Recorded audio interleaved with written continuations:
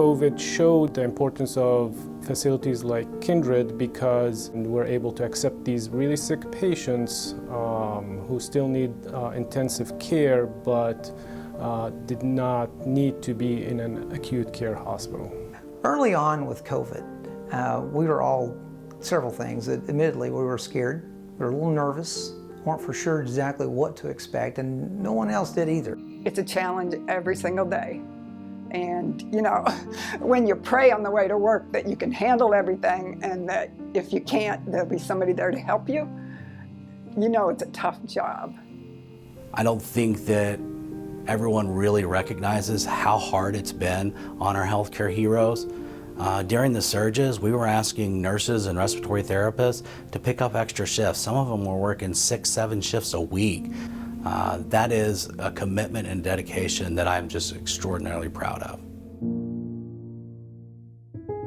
We always knew that we could step up to whatever happened.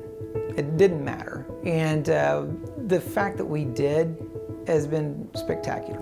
You know, coming in, doing your job, trying to get the patient better, going home, sleeping for a few hours, and coming right back to do it again. So yeah, they're absolutely, they're heroes. Doing that day in and day out. It's hard to think of yourself as a hero in doing what you do every day and what you really love to do. To be a part of patients recovering from COVID, it means a lot. I feel a sense of fulfillment in what I'm doing, and I feel like I'm making an impact in the patient population and also educating them, their families, and how we can stop the spread of COVID and ultimately beat this. Yeah, I think being on the front lines of COVID, you know, definitely develops a bond between all the workers. And I think everybody understands kind of we're all going through it together. Sometimes being a hero meant just being a team player with each other. Sometimes you just knew your colleague needed extra support, extra help, and just being that for each other. We were able to serve. We were able to do things that, you know, they called us superheroes.